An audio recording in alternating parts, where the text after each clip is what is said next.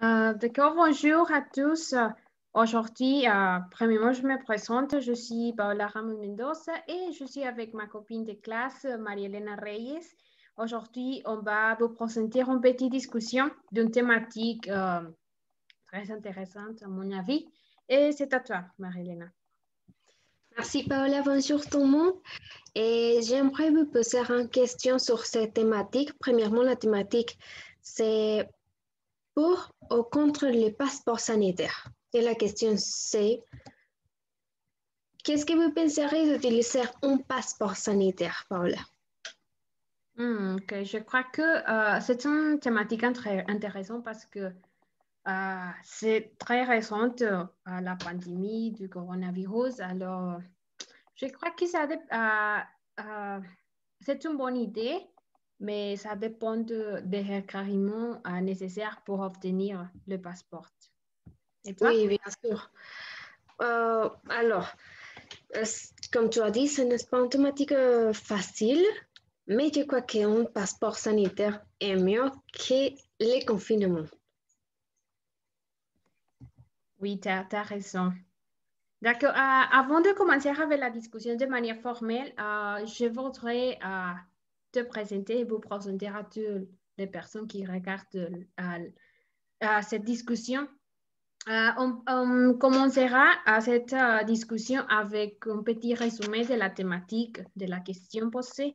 Après, on passera à la partie des arguments où on aura un espace pour partager nos idées, pour faire des interventions entre nous. Et finalement, on aura la partie des conclusions où on présentera de manière personnelle une conclusion, mais aussi de manière générale. D'accord?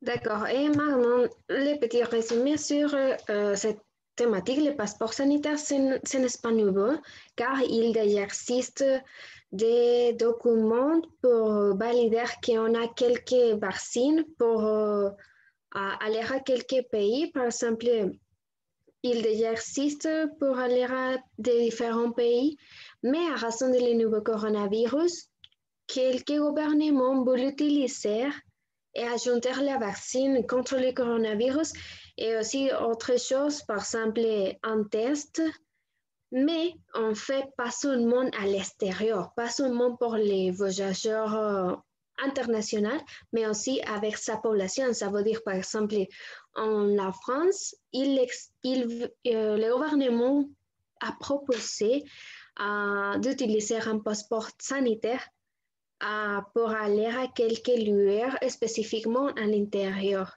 Ça veut dire que c'est une nouvelle utilisation d'un passeport sanitaire. Oui, en fait, je voudrais commencer avec la partie d'argumentation en disant que quand je commençais à lire, alors avant de commencer à lire de l'information sur des sites web sur la thématique en question, j'étais en contre du passeport. Quand j'écoutais l'idée d'un passeport sanitaire, c'était difficile. C'était parfois une thématique difficile à débattre.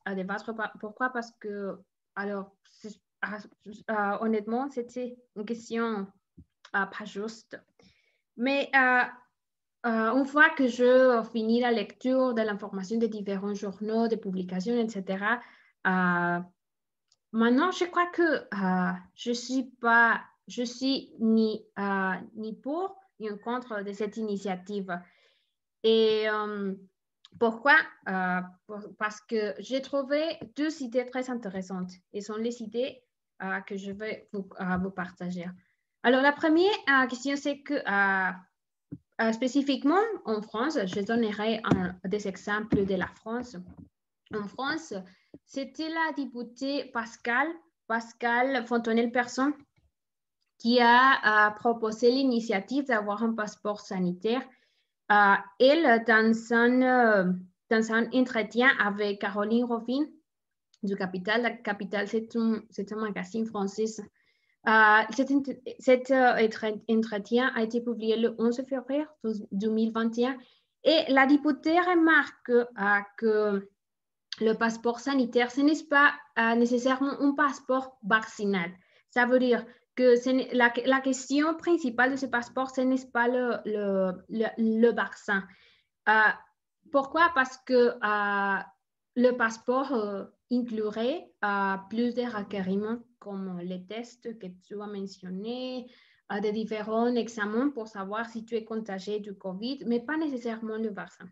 D'autre part, on a la perspective de Jean-Baptiste Lemoyne, c'est le secrétaire d'État chargé du tourisme dans la France. Et il remarque que dès que moins de 5% de la population est vaccinée en France, penser à l'initiative, à l'implémentation d'un passeport serait prématuré. Et en fait, si tu cherches l'information sur cette déclaration, tu peux le trouver dans différents sites web, de différents journaux, de différents magazines de la France, comme France Inter, La Dépêche, parmi d'autres. Tu trouveras que ces mots prématurés très remarqués par cette secrétaire. Alors, c'est la raison par laquelle, dès que j'ai les deux points de vue de ces deux personnes très importantes dans la France, je trouve que cette thématique, c'est très difficile à débattre. Alors, j'aimerais dire que oui, peut-être serait un peu prématuré d'implémenter un passeport sanitaire, comme tu as dit, à raison de le pourcentage de la population qui était déjà avec la vaccine. Mais on doit penser ou réfléchir dans les matières dans les matières comme le tourisme, les services, je ne sais pas, des autres matières qui a été tellement difficile pour ils pour développer ce travail, par exemple. Et je crois qu'on doit prendre des différentes idées, par exemple les passeports sanitaires ou de santé, comme une manière de faire ou de retourner à notre vie normale, pas exactement normale, mais à des différentes activités, car la vie sera très difficile si on reste comme ça, sans mobilité, sans voyageurs. Alors, il est nécessaire retourner d'une manière sûre, bien sûr, car je voudrais dire que selon l'Organisation mondiale de la santé, le coronavirus a pris presque 3 millions de vies. Alors, c'est un malade très dangereux et on doit penser comme ça. On doit réfléchir à la santé, mais aussi les personnes, le travail, l'économie. Oui, je trouve cette partie très intéressante parce qu'en fait, il y a un président de cette entreprise de voyage en France. Il s'appelle Jean-Pierre Mas. Et il présente l'idée d'un passeport sanitaire comme une manière de retourner à la normalité, comme une manière de retrouver la liberté du mouvement, parce que comme on sait partout au monde, les différents pays ont imposé un confinement. Alors, oui, ça serait une manière de retourner à la normalité de manière à protéger, plus sécurisée. Mais d'autre part, il y a un professeur de droit public dans l'Institut de France, Jean-Philippe Desrosiers, qui pense que l'idée d'un passeport sanitaire n'est pas juste. Pourquoi? Parce que dès que le vaccin n'était pas établi comme obligatoire dans ces pays, spécialement dans la France, ce n'est pas une bonne idée de penser à un passeport sanitaire. Alors, pourquoi? Parce que, comme j'avais dit, le vaccin n'est pas obligatoire. Pourquoi est-ce que je devrais avoir un passeport sanitaire pour récupérer le mouvement? Alors, ce sont les deux parties de ce débat, oui.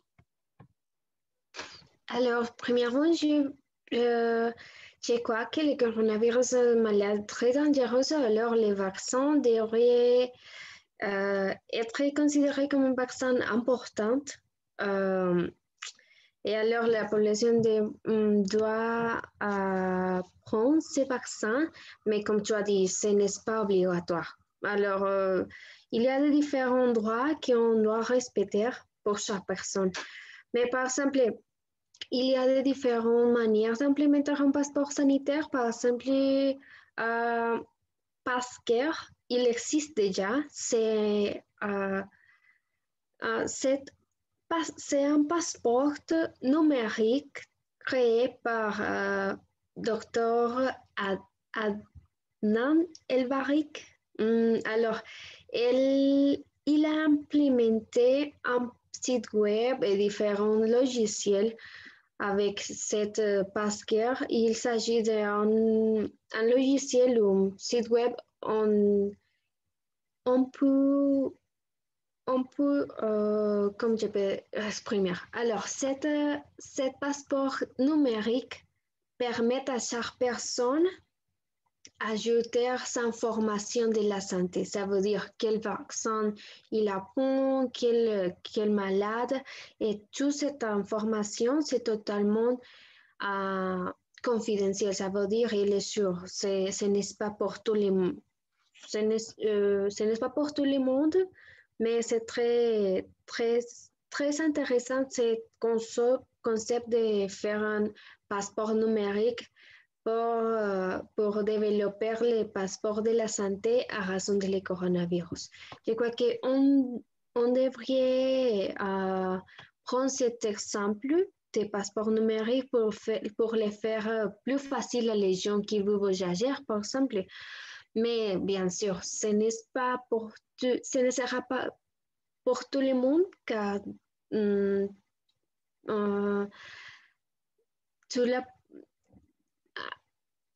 la population peut accéder al passeport numérique. Ce ne sera très, très sûr pour tout le monde, mais c'est une bonne idée pour commencer à développer un passeport sanitaire. Oui, en fait, la députée Pascal, dans le même entretien avec Capital, le 11 février 2021, elle remarque, elle commente que l'idée proposée d'un passeport sanitaire a été interprétée de différentes manières. C'est la raison par laquelle il y a de différents débats, de différentes discussions sur cette thématique. Alors, selon cette information, selon son commentaire, je pense qu'il faut clarifier cette partie, l'information donnée, pour que la population puisse être informée vraiment sur la thématique et vraiment puisse avoir un point de vue concret. Oui, en fait, c'est très difficile pour la population en général. Par exemple, Cuitlagua Gutiérrez, le commissionnaire de IATA ici au Mexique, il mentionne qu'il y a beaucoup d'exigences pour les voyageurs avant de prendre un vol. Ça veut dire que ce n'est pas facile de prendre un vol pour aller, par exemple, au Canada, pour les Mexicains. Et je crois que ce n'est pas très clair maintenant. Et par exemple, Huitlaco Guterres dit que pour chaque pays, ces exigences sont différentes. Alors, IATA est en train de développer un passeport sanitaire avec un logiciel qui s'appelle Pass Travel. Et ce logiciel peut être une solution pour développer son monde un passeport sanitaire pour prendre un vol. Et je crois que ça serait tellement bon pour faire plus facile la manière de voyager ou transporter à l'extérieur pour les personnes qui ont besoin de prendre un vol, par exemple, pas exactement avec un objectif de tourisme, mais aussi pour le travail, pour la famille. Je crois que ça serait tellement de bon de développer la logiciel qui s'appelle Pass Travel. Pour passer à la partie des conclusions, je voudrais commencer à partir que je suis d'accord avec l'idée d'avoir un passeport sanitaire parce que, à mon avis, c'est important d'avoir une manière de protéger la population. Mais en même temps, je pense que l'idée de penser à un passeport contre la population qui a été vaccinée est très vain, c'est précipité. Alors, ce que je proposerais, quant à moi, ce serait de penser à un passeport où les requériments nécessaires n'incluent pas nécessairement l'application du vaccin.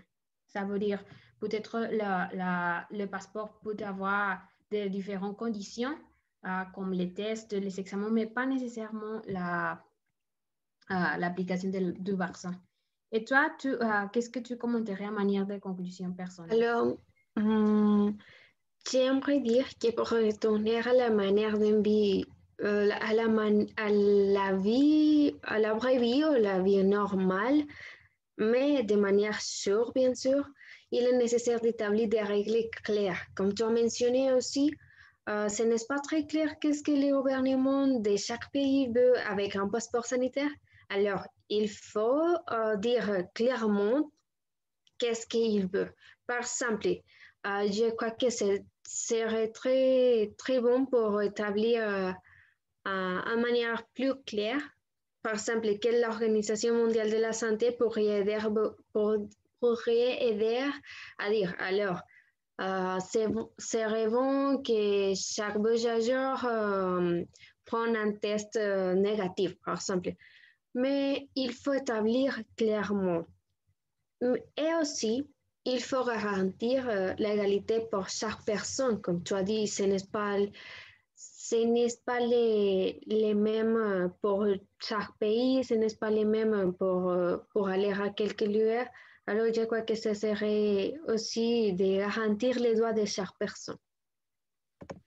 Ok, maintenant, on finit avec la conclusion générale. Marie-Hélène, s'il te plaît.